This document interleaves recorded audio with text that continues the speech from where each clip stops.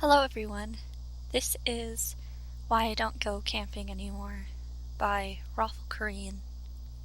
I have been attending Camp Rockwater for about 4 years now. I just love camping, being able to see some new faces, getting to do fun and exciting activities. My favorite part was river rope swing. I never wanted to leave the swing once I got on. I was just so excited to go back, mainly because it would be my last year I went. Summer finally came and it was time to hit the camp. When I got to camp after a 4-hour car ride, I was so excited.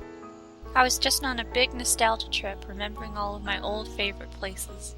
First things first, my mom had to take me into the lodge to get signed up. When we got into the lodge, there were a lot of people there. We waited until it was our turn to sign up. Before we were handed any papers, the lady told us that there had recently been some weird things going on a few miles down through the woods from us. I kind of just ignored it. My mom helped me lug my suitcase into the cabin. When we got there, I was so happy to see some of my old friends from last year. Kyle, one of my longtime camp friends, was sitting in a corner, making his bed. Jacob, another one of my really good friends, was on the floor taking stuff out of his bag. And who could forget about Brad? He's putting stuff in the closet, like baseball bats and golf clubs. As for the other 2 kids, I had no idea who they were, but they both seemed to like me. Turns out they were brothers. Their names were Brandon and Nathaniel, and it being their first year, they were kind of nervous. We all got settled in, and after our parents left, we sat down and started talking about past adventures in camp. It wasn't for another hour that our cabin leader arrived. When he got in, he kind of looked at us all with a gloomy face. He turned to us and said, "Hey guys, I'm your camp leader for the next 2 weeks. Now before we do anything, I have to tell you some things have changed, and we'll have to be more cautious due to the weird things that have been happening." We were all a little uneasy, but we wouldn't let that stop us from having the best summer ever. The day continued on as normal. We introduced ourselves, played some cards in our cabin, we went outside and played basketball, went to the mess hall to eat, and came back to the cabin to sleep. It's kind of odd that there were only 6 cabins full of people. Usually there's around 30. So the next day when we woke up, it was raining hard. The sound of rain smacking on the metal roofs of the cabins echoed off into the distance. The camp leader was nowhere to be found. We kids kind of sat around in the middle of the cabin, just waiting for our cabin leader to get back. We started talking about some of the ghost stories that happened around the camp. Some of them seemed completely stupid, but others were kind of scary. Outside of our cabin, there was about 400 acres of wood. In those woods, there were some obstacle courses, the chapel, and the river. There was one more thing in the woods that nobody really knew about because it was so far off. It was the original Camp Rockwater cabins.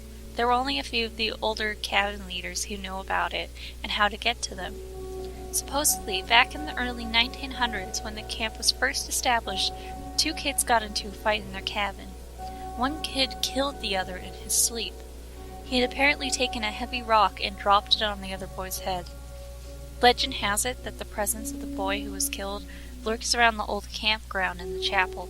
The boy could be seen crying at the back of the chapel. Some even say that when they went to the cabins, they saw his head peeking out from one of the windows.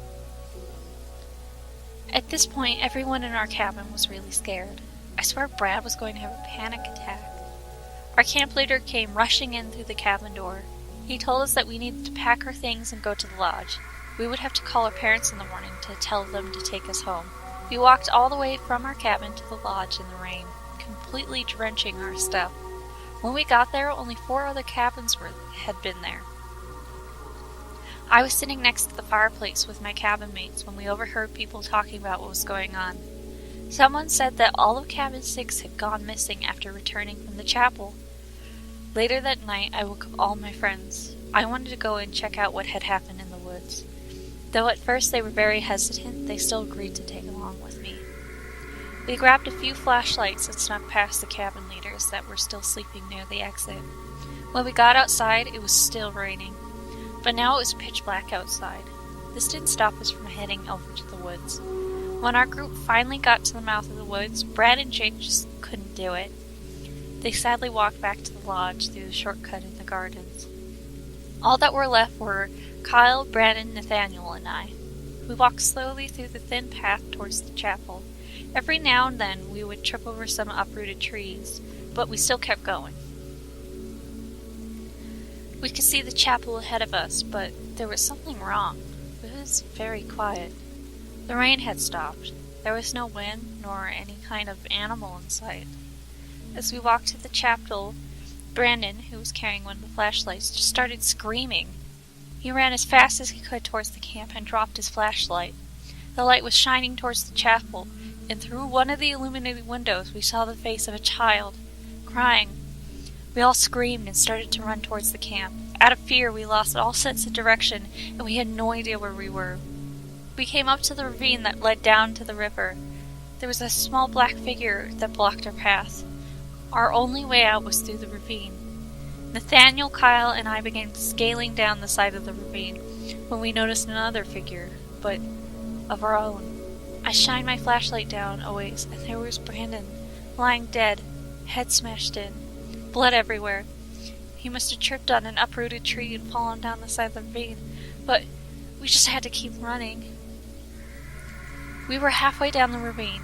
We could feel the sweat falling into our eyes like ocean water, and there it was, the figure of a little boy standing at the end of the ravine, waiting for us to play with him.